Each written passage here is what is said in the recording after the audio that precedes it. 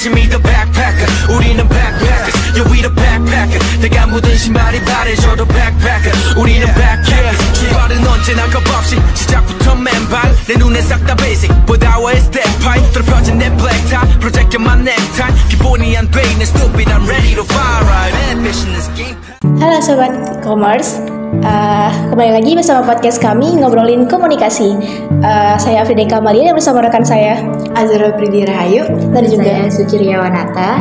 Di podcast kita kali ini kita akan membahas 3 topik penting nih dan juga menarik buat kalian semua, yaitu kita akan membahas tentang teknologi komunikasi organisasi, gangguan komunikasi organisasi, dan juga budaya organisasi.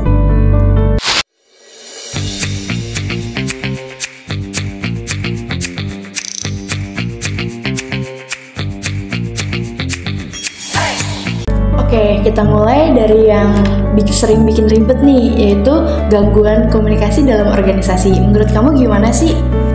Kalau menurut aku sendiri ya, jadi kan di dalam organisasi pasti kita ada atasan dan bawahan, kayak misalnya ketua divisi atau ketua dari organisasi itu sendiri. Terus juga sama-sama anggotanya. Misalnya kita bikin konten di media sosial nih, gue biasanya kan suka gitu lah ya.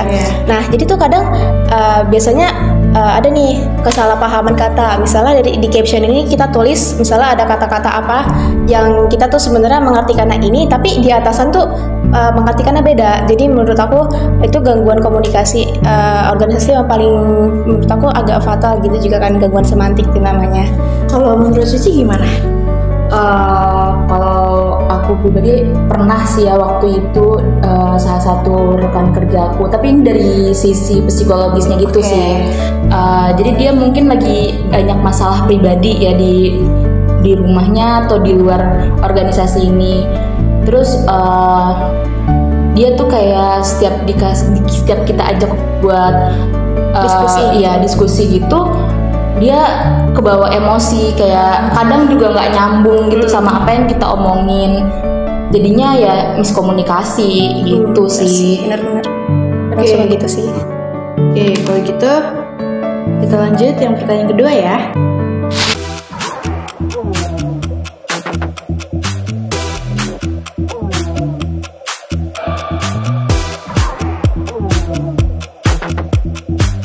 Sekarang kita bahas tentang budaya organisasi. Nah, menurut Suci gimana sih pentingnya budaya organisasi yang sehat? Pasti penting banget sih Yara. Bayangin aja nih ya, organisasi tanpa nilai bersama pasti udah chaos banget gak sih? Jadi budaya organisasi itu kayak apa ya?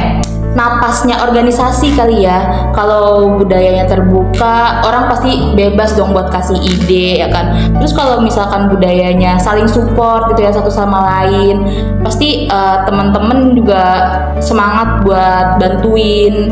Kalau enggak ya masa jadi kayak lempar tugas gitu aja ya kan, nggak ada kerjasamanya. Betul. Apalagi kan yang namanya organisasi pasti butuh pendapat lah ya, pendapat dari masing-masing anggota gitu ya, yang ngebuat kayak tugas kita tuh semakin mudah istilahnya tuh. Jadi kita punya keputusan yang kira-kira tuh tepat buat diambil tuh kayak gimana gitu kan.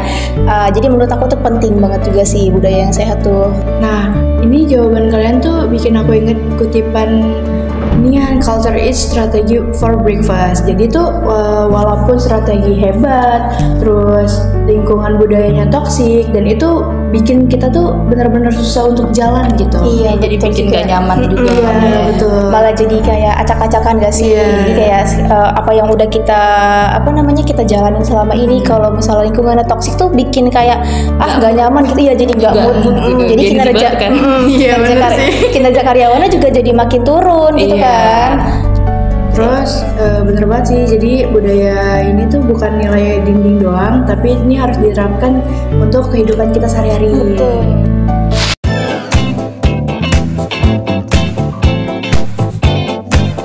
Nah, selanjutnya kita ke segmen 3, yaitu tentang teknologi informasi dan komunikasi. Nah, kan sekarang teknologi masuk ke era digital ya. Terus abis itu punya peran penting dalam organisasi. Nah, menurut kamu gimana sih? Oke, kalau menurut aku kan teknologi itu dia tuh nggak terbatas ruang dan waktu ya dia. Jadi bisa di mana aja gitu. Jadi kalau misalnya kita dulu kan kalau misalnya mau rapat nih, mau rapat organisasi atau rapat perusahaan tuh pasti harus minggu sekali ketemu gitu. Ketemunya pun harus tatap muka. Nah, kalau sekarang kan kita bisa pakai yang namanya Google Dokumen atau Google Zoom gitu kan, meeting. Jadi kita bisa buat meeting tanpa harus tatap muka. Jadi kayak menurut aku teknologi penting banget buat perkembangan organisasi gitu. Nah, kalau menurut sih gimana? Kalau menurut aku agak ribet mungkin ya, karena kan kita juga harus adaptasi gitu ya sama tools-tools yang baru gitu. Jadi kayaknya harus belajar dulu pelan-pelan gitu, biar kita terbiasa juga kan.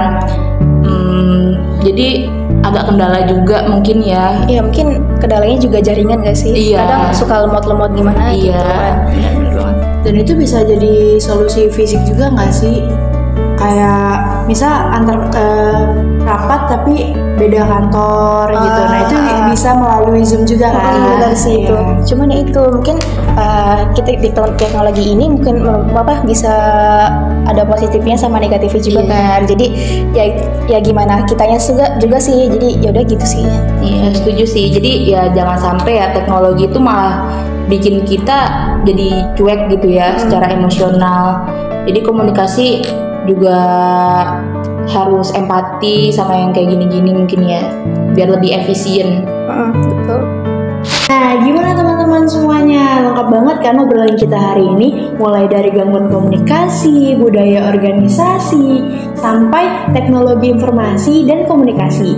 Itu bisa jadi penyelamat kita atau justru menjadi sumber masalah kalau tidak dikelola dengan baik ya. Semoga sih ya makin banyak organisasi yang sadar sama 3 hal penting ini sih ya. Dan semoga juga teman-teman sekalian ini bisa menjadi bagian dari organisasi yang sehat. Amin. Nah, terima kasih buat Suci dan Prida karena sudah mau sharing-sharing hari ini. Dan untuk semuanya jangan lupa kalau suka video ini jangan lupa di like, comment, and subscribe. Bye-bye semuanya.